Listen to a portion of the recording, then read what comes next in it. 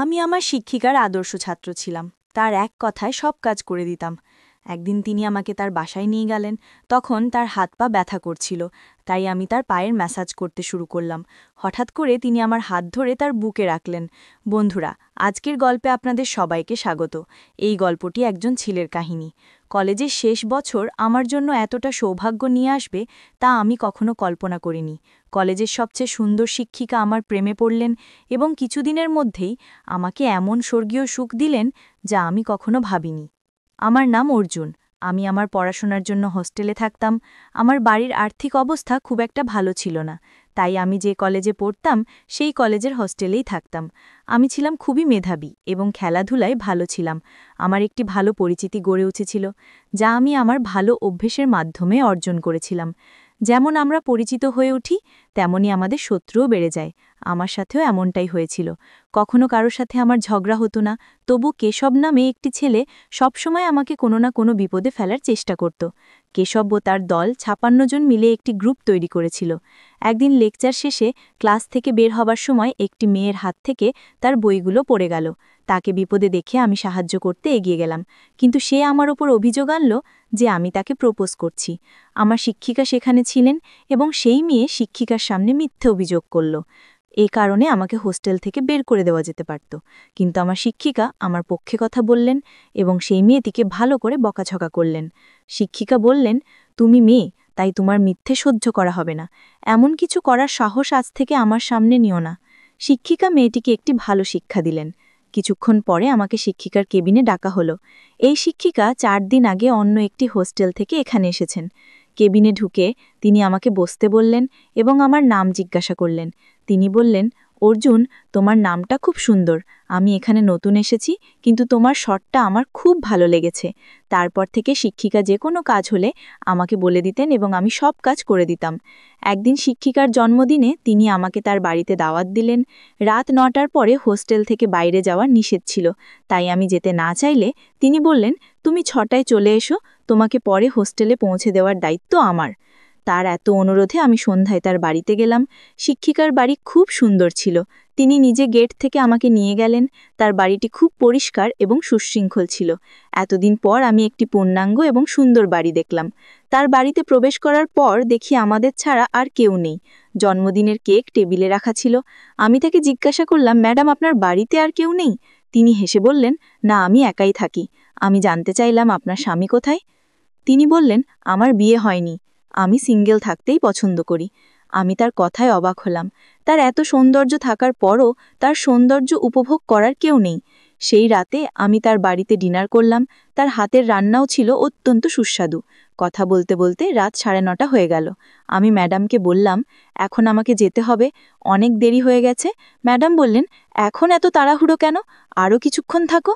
কিছুক্ষণ পরে ম্যাডাম তার রুমে চলে গেলেন। ভেতর থেকে তিনি আমাকে ডাক দিলেন।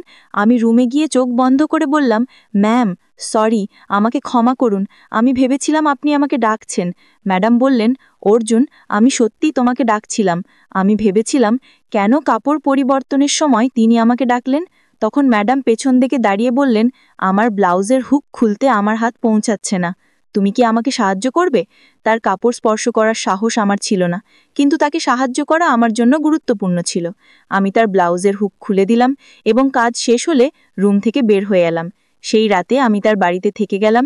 সকালে আমি তার সাথে হোস্টেলে এলাম। আমার সব বন্ধুরা অবাক হয়ে দেখছিল যে আমি কলেজের প্রধান শিক্ষিকার সাথে এসেছি। আমার বন্ধুরা আমাকে জিজ্ঞাসা করছিল কেন আমি রাতে নিজের ঘরে ছিলাম না, কিন্তু আমি তাদের উত্তর না দিয়ে এগিয়ে গেলাম। কয়েকদিন কেটে গেল। এখন ৩ দিন হলো ম্যাডাম কলেজে আসছেন না।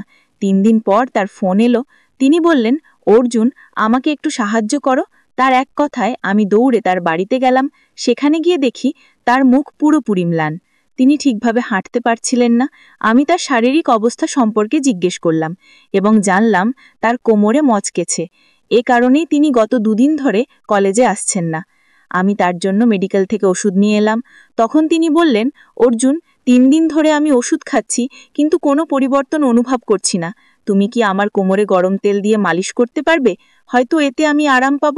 আজ পর্যন্ত আমি তার কোনো কাজেই না বলিনি। আজ তো তিনি সত্যিই আমার সাহায্যের প্রয়োজন, তাই আমি কিভাবে না বলি? আমিও চেয়েছিলাম যে তিনি দ্রুত সেরে উঠুন, তাই বিনা দ্বিধায় আমি তার কোমরের মালিশ শুরু করলাম। আমার হাত যখন তার কোমরে ঘুরছিল তখন তার মুখ থেকে শব্দ বের হচ্ছিল, হয়তো তার অনেক ব্যথা হচ্ছিল। ম্যাডাম যুবতী ছিলেন, তার কোমরে নজর পড়তেই আমি মনোযোগ হারাতে লাগলাম, কিন্তু আমি নিজেকে সামলালাম এবং সেখান থেকে বেরিয়ে এলাম।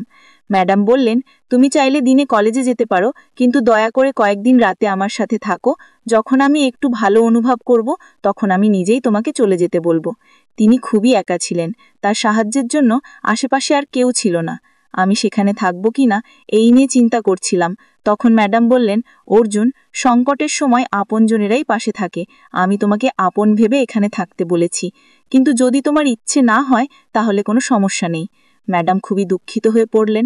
তখন আমি বললাম, ম্যাডাম, আমি আপনার আপনজন, আপনি একদম চিন্তা করবেন না।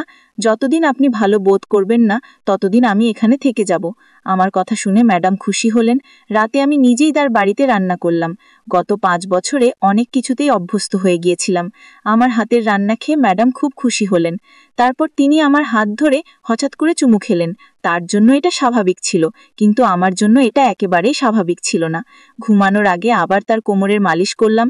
মালিশ করে যখন আমি হলের বাইরে ঘুমাতে যাচ্ছিলাম তখন ম্যাডাম আমাকে থামালেন। তিনি বললেন, আজ তুমি আমার ঘরেই ঘুমাবে।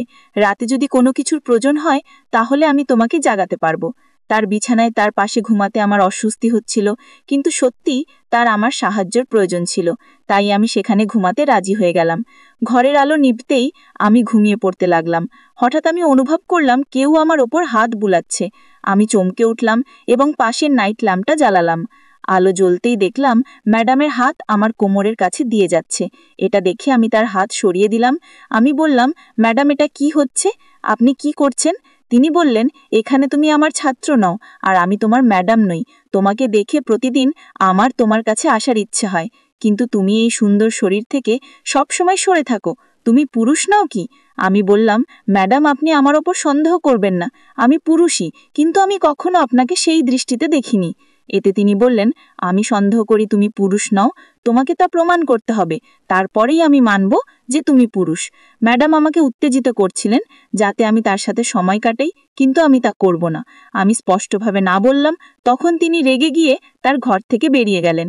বাইরে যাওয়ার কিছুক্ষণ পরেই তার চিৎকার শোনা গেল। আমি বাইরে গিয়ে দেখতে লাগলাম। তার ঘরের অন্য দিক থেকে আওয়াজ আসছিল। ম্যাডাম ভিতরে কি করছিলেন এটা আমার বুঝতে পারছিলাম না। 20 মিনিট পরে তিনি সেই ঘর থেকে বেরিয়ে এলেন। বের হওয়ার সময়ও ক্লান্ত দেখাচ্ছিল।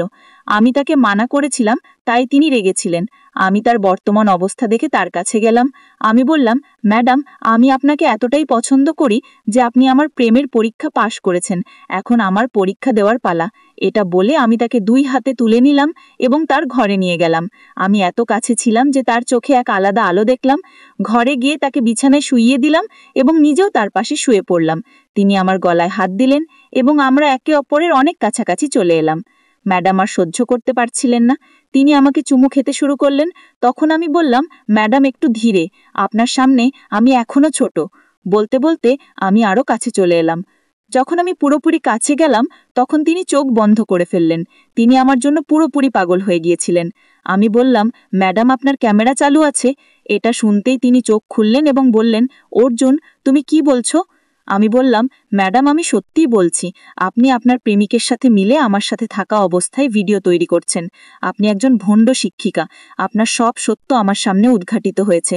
গত কয়েক মাস ধরে আপনি আমার চারপাশে ঘুরছিলেন, আমাকে কাছে ডাকছিলেন। আপনি কি ভেবেছিলেন আমি আপনাকে ভালোবাসতে শুরু করব? না, আমি আপনার জন্মদিনের কেক কেটেছিলাম। সেদিন আপনি আমার হাত ধরেছিলেন এবং তখনই আমার হৃদয়ে আপনার জন্য একটি জায়গা তৈরি হয়েছিল যে আমি আপনাকে ভালোবাসতে শুরু করেছিলাম, কিন্তু কখনো প্রকাশ করিনি।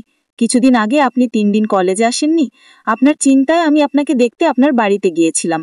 সেদিন আমি আমার ভালোবাসার প্রকাশ করতে চেয়েছিলাম, কিন্তু ভাগ্য কিছু অন্যরকম ছিল, সেটা আমার সামনে সব প্রকাশ করে দিয়েছে। আমি আপনার বাড়ির বাইরে একজন পুরুষের জুতা দেখেছিলাম। তখনই আমার সন্দেহ হয়েছিল, তাই আমি আপনার জানালায় উঁকি মেরে দেখলাম এবং আপনাকে আপনার প্রেমিকের বাহুতে দেখলাম।